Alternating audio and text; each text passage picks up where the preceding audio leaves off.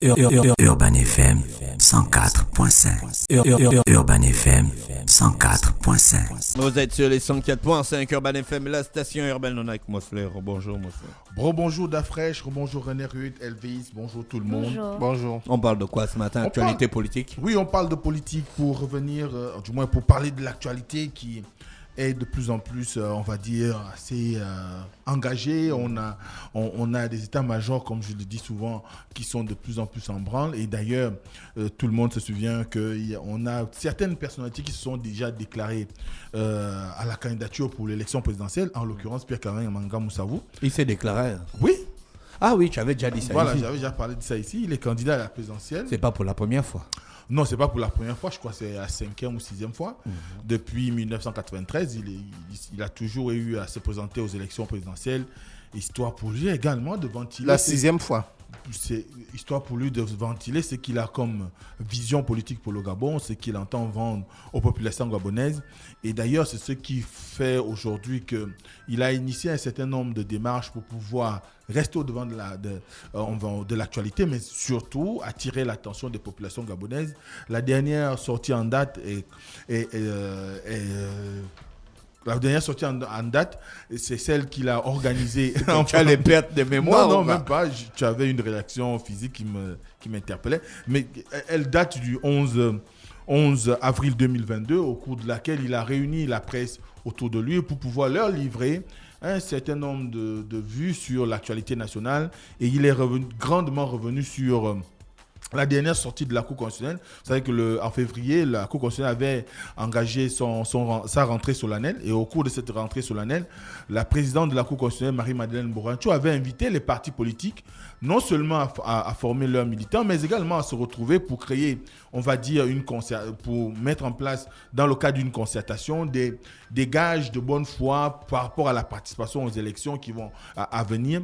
Et à ce titre-là, Pierre-Claver Manga Moussavou a estimé que la Cour constitutionnelle se moquait des partis politiques dans la mesure où, jusqu'à aujourd'hui, quand on regarde un tout petit peu l'environnement politique national, la Cour constitutionnelle n'a jamais eu à travailler en faveur de ce qu'il y ait l'application, par exemple, des mesures de consultation politique. Qui a dit ça, Manga Moussavou, bien sûr. Il estime qu'elle n'a toujours pas joué son rôle en ce qui concerne la question des élections au Gabon, et qu'aujourd'hui, elle se constitue en donneuse de leçons. Pour lui, ça ne passe pas dans la mesure où cette dernière n'a jamais eu à faire en sorte que les différentes concertations des partis politiques ou encore des acteurs politiques soient plus ou moins traduites par des actes sur le terrain. Il se fait certainement référence aux différents dialogues qu'il y a eu. On se souviendra encore des accords de Paris. Mais est-ce que ça rentre dans les prérogatives de la Cour constitutionnelle? Vérifier si les partis politiques goudronnent les routes. Non. Il ne parle pas de goudronner les routes. Ah si, Manga Moussavou a parlé des routes. Mais les routes, René Ruth, c'est dans l'Union, non? Le trafic routier, en fait, du pays n'est pas... Oui, mais ça le journal. Ça n'a rien à voir avec la Cour constitutionnelle par rapport à son laïus dont je parle. Mais ce qui est sûr, c'est une façon pour lui également d'interpeller les autorités. Parce que vous savez, puisque vous en parlez, vous savez très bien, je l'ai d'ailleurs dit lundi ici, que on va dire le côté le moins reluisant de l'action d'Ali Bongo à la tête de l'État concerne évidemment la capacité des populations à pouvoir se déplacer d'un point à un point autre, qu'on soit à Libreville ou à travers le pays. Il y a eu des investissements en ce qui concerne la construction des routes, mais il faut reconnaître qu'aujourd'hui, il y a des manquements en ce qui concerne, on va dire, la pratique, bien le fait de circuler librement entre Libreville et le reste du pays. Parce que déjà, quand vous partez de Libreville, après le PK 27, le reste, vous faites face à des bourbiers, vous faites face à des nids de poules, vous faites face à des routes qui ne sont pas aujourd'hui en état de pouvoir... C'est dans l'Union. Voilà. Moussavou dénonce l'état du réseau routier. Il est déjà en campagne, Mosler, apparemment. On pourrait dire, Il s'attaque à des grands dossiers, il s'attaque à la Cour constitutionnelle, il s'attaque au réseau routier. On ne dirait pas qu'il est en campagne, parce que l'entrée en campagne est quand même une période bien déterminée. Il est en pré-campagne. On va dire qu'il s'est déjà engagé sur le terrain pour pouvoir... Il a déjà déclaré sa candidature, bien sûr. Il a déclaré sa candidature, il fait des sorties. On peut analyser ça comme une pré-campagne. Oui, ça peut rentrer dans le cadre d'une pré-campagne, mais c'est beaucoup plus dans un esprit on va dire de contact permanent avec le terrain. Ça se fait un peu partout, mais il faut savoir que la pré-campagne comme la campagne, ces périodes sont quand même des moments indiqués par la loi, ou encadrés par la loi. Donc, à ce moment-là, donc revenons sur la ce qu'on constate, c'est qu'il est sur le terrain, il s'attaque à un certain nombre de dossiers. Vous parlez de la route, on parle de la Cour constitutionnelle.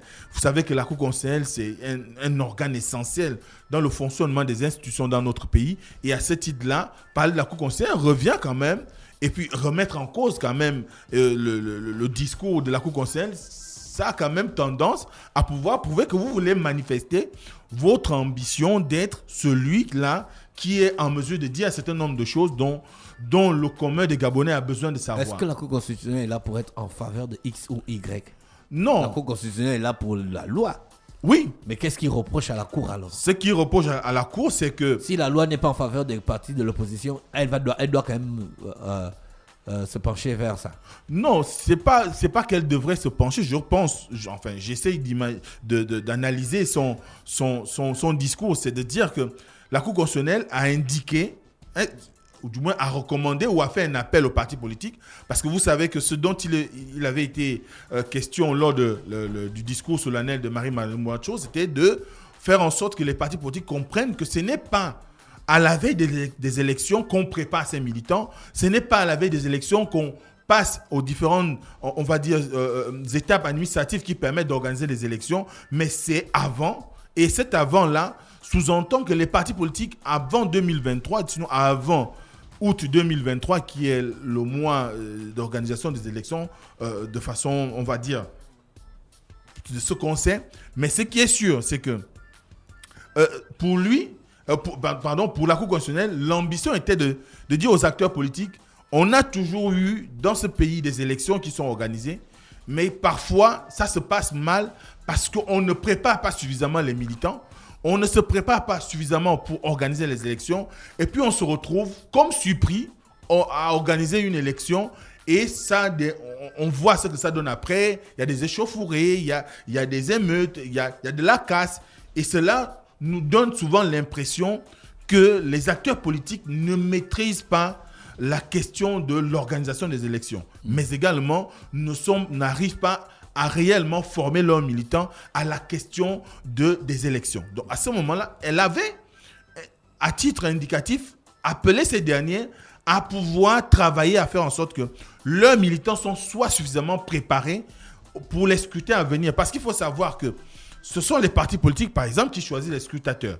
Donc, les membres devant présider, du moins participer au processus électoral. Parce que l'opposition et la majorité désignent des gens qui sont censés les représenter dans des bureaux de la commission chargée de l'organisation des élections. Le CGE, la commission qui charge... Tu m'avais dit que ça n'existait plus, non? Si. Tu m'avais foutu la honte en public. Le CGE qui est chargé d'organiser des élections dans notre pays. Et à ce titre-là, cette commission, pour que les scrutateurs soient mieux édifiés, une préparation d'un mois ne suffit pas. D'accord. Parce que tout le texte législatif, tous les textes en rapport avec l'organisation des élections, on ne peut pas les saisir en 2 semaines ou en 1 mois. Il faut une préparation au moins sur 1 an qui permettrait à ce que au moment des élections, vous soyez déjà quand même calé de savoir que, bon, j'ai fait un travail de fond, j'ai tel nombre de scrutateurs qui vont me représenter dans tel ou tel bureau à travers le pays. Et j'ai des alliés, par exemple, qui aussi m'ont prêté un certain nombre de leurs militants qui vont aussi me représenter dans des bureaux. Quel est le rôle d'un scrutateur? Comment faire pour éviter, par exemple, des situations de dénonciation, de corruption ou de falsification des procès-verbaux qui sont souvent mis en exergue? Il faut qu'on arrive à travailler sur ceux qui vont participer au processus électoral. Ensuite, il faut préparer les militants de façon générale parce que vous avez souvent une certaine catégorie de la population qui est souvent exacerbée, qui est souvent très motivée lors des élections et qu'au moment où on donne des résultats, eh bien, il y a souvent une levée de bouclier parce que peut-être les gens étaient investis sur le terrain et ils se rendent compte que les espoirs qu'ils avaient nourris n'ont pas donné les fruits. Et à ce moment... Tout l'espoir que j'avais. Voilà. Et à ce moment-là, on est tenté d'embrasser la violence. Or, la violence, dans un système démocratique, en réalité, la violence n'est pas permise. Ce qui est permis, c'est de pouvoir accepter le résultat qui est donné par les zones. Donc, je crois qu'à ce titre-là, Marie-Madeleine Burancho avait, dans son discours, l'ambition de sensibiliser sur la question de est-ce que nous allons toujours continuer à donner l'impression au monde et à l'opinion que nous sommes dans l'impréparation permanente. Est-ce que nous allons continuer à organiser des élections qui sont contestées à la fin du scrutin? Est-ce que nous allons continuer à organiser des élections dont on donne les résultats pratiquement 1 semaine, 2 semaines plus tard? Alors qu'on voit des pays à travers le monde qui sont plus peuplés que nous. Aujourd'hui, nous n'avons que 2,2 millions d'habitants selon les derniers chiffres de 2013. Mais 2 millions d'habitants, c'est en quelques heures. Comment un pays de, par exemple, 48 millions d'habitants ou, je ne sais pas, 60 millions d'habitants, comme la France, arrive à faire en sorte que le scrutin est... 65 millions d'habitants, merci. Et le scrutin est bouclé à 17h ou 18h. À 20h00, on nous donne déjà le résultat. C'est autant d'éléments qui sont essentiels aujourd'hui à l'organisation des élections, mais cela tient on va dire, de la maturité des acteurs politiques. Parce que si nous n'avons pas, de part et d'autre, des acteurs politiques qui sont qui sont matures à pouvoir aller dans on va dire, aller dans l'esprit de pouvoir organiser des sessions de formation, des sessions de rencontres entre militants, des sessions qui permettent aux militants de savoir ce que c'est une élection, quelle est son importance, sa valeur, qu'est-ce qu'une élection, par exemple comme une élection présidentielle, vaut pour un pays comme le nôtre, et quelle est l'attitude que devrait avoir le militant au moment du rendu, du moins des délibérations en ce qui concerne la proclamation des élections. Donc, il faut qu'il y ait un travail de fond. Laisser une masse de personnes en continu dans un esprit de « bon, je suis candidat, vous me suivez simplement, je ne leur dis rien, je les laisse comme ça, ils se gouvernent par le suivisme, c'est-à-dire vous avez prononcé un discours, ils vous suivent simplement, mais ils ne sont... Parfois, ce ne sont même pas des militants de votre parti politique, ce sont simplement des gens qui sont happés par votre discours, qui semblent intéressants, mais vous ne les contrôlez pas. Or, il faut arriver à une situation où, quand il y a le rendu des élections, du moins il y a proclamation des élections, les acteurs politiques parlent à leurs électeurs. Et avant, ça tient d'abord du travail qui aurait été fait en amont et qu'au moment de la délibération, on soit simplement à rappeler aux uns aux autres l'attitude à adopter. Vous avez vu, on a déclaré Marine Le Pen et Emmanuel Macron admis au second tour des élections. Tous les autres candidats ont fait des sorties pour dire, voilà, il y a eu une situation, on est parti pour un engagement, nous n'avons pas atteint les objectifs escomptés, on estime qu'il faudrait que les uns les autres fassent des bons choix. On s'adresse à l'électorat. Or, ce que nous constatons souvent chez nous, même celui qui a eu 1% fait un recours à la Cour constitutionnelle. Même celui qui a eu un recours. 1%.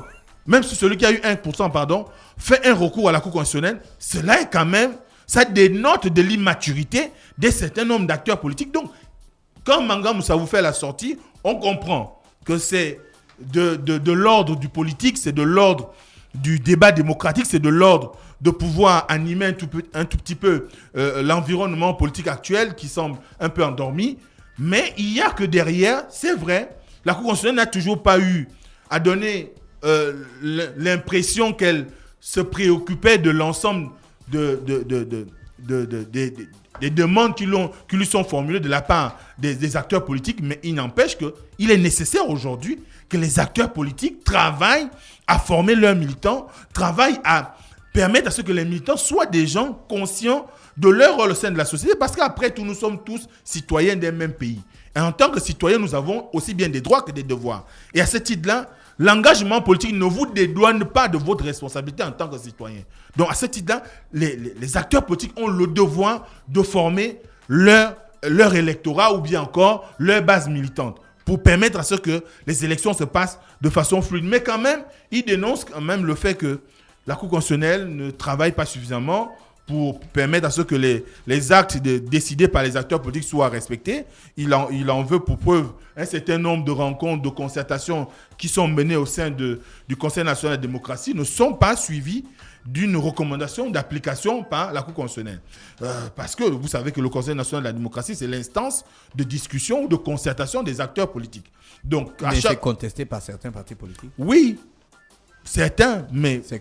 Certains acteurs, je voulais dire. Mais bien heureusement, un grand nombre d'acteurs politiques aujourd'hui sont membres du Conseil national de la démocratie. Ce qui sous-entend qu'il y a, au-delà du discours, quand même un esprit qui va dans le sens de rechercher le consensus, du moins de la concertation. Maintenant, après, une chose est d'être dans cette concertation, une autre est de travailler à faire en sorte que les processus électoraux se passent pour le mieux dans notre pays, parce que c'est le grand écueil, parce que le clivage qu'on rencontre aujourd'hui dans la société gabonaise part des élections.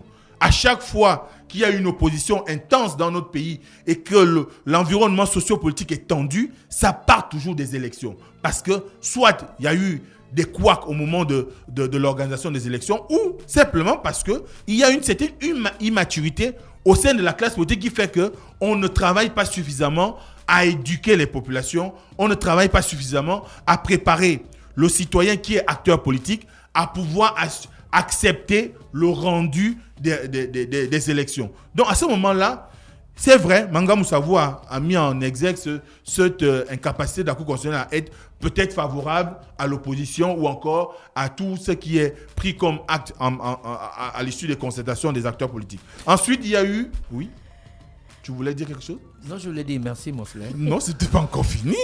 Rapidement, il faut le rappeler, c'est important. C'était les 7 ans de décès d'André Mbaobam. Et toute la classe politique lui a rendu hommage, partant de sa formation politique, dont il a été le premier secrétaire exécutif, donc l'Union nationale, à des acteurs aussi bien de la majorité que de l'opposition. On a par exemple Estelle Ondo qui s'est revendiqué de son style politique. On a Franck Guema qui est par ailleurs aussi son fils, qui a également fait une déclaration, membre du gouvernement. Il se rend bien compte de ce que représente l'exercice du pouvoir. Et il a fait un post là-dessus pour dire qu'aujourd'hui, André Mbamba a été un personnage important qui lui manquait et qu'à ce titre-là, il reconnaît le talent politique de l'individu, parce qu'il faut quand même dire qu'André Mbamba a été une grande personnalité politique dans notre pays. Très tôt, il s'est engagé aux côtés des opposants depuis la France, donc le Morona, dont il a quand même animé la vie politique. Il est rentré au pays, il a travaillé avec Feu Omar Bongo Ondimba. Par la suite, il a été grand hiérarque au sein du Parti démocratique gabonais, plusieurs fois député du Haut-Komo, donc Meduneux. Il a été également ministre de la République, dont le souvenir le plus proche est celui de ministre, le poste de ministre de l'Intérieur. Ensuite, il est rentré dans l'opposition à la suite de la candidature d'Ali Bongo à l'élection présidentielle de 2009, l'élection anticipée de 2009.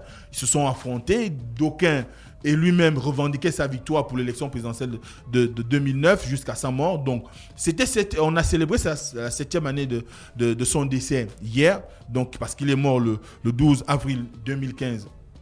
De ce que j'ai pu lire au Cameroun, et 12 avril 2022, ça faisait 7 ans. Donc, c'était un acteur majeur de la politique nationale. Certainement que l'Union nationale sera capitalisée, tout le savoir que certains qui sont aujourd'hui aux affaires, on parlera par exemple de Jean-Gaspard Ntoumayi ou encore, et même de la présidente actuelle Paulette Missambo, pourront faire en sorte que l'Union nationale, qui est la formation qu'il a créée avec d'autres acteurs majeurs de la politique nationale, devienne réellement cette force politique dont il a toujours rêvé, c'est qu'il soit capable de réunir tous les Gabonais et qu'il soit peut-être capable de pouvoir porter l'escocade au Parti démocratique gabonais lors de l'élection présidentielle de 2023, au cas où ils aient un candidat. Quoiqu'aujourd'hui, il y a quand même des suspicions, parce qu'on a comme l'impression qu'aujourd'hui, il y a un bicéphalisme qui existe à l'Union nationale avec l'inauguration dernière du siège de la permanence politique de Paul-Marie Ngondiou, qui ne démord pas et qui continue à engager un certain nombre d'actions sur le terrain pour pouvoir remettre en cause peut-être le fait qu'on ait porté Paulette Missambo à la tête de l'Union nationale. Donc, mais n'empêche que Mbaobam a été un personnage important, surtout au moment de l'élection présidentielle de 2009, et qu'aujourd'hui, la classe politique lui rende un hommage, n'est qu'un hommage mérité. Merci Mosley, voici l'horoscope des auditeurs. On se retrouve demain matin lorsqu'il sera exactement 7h. Urban FM 104.5.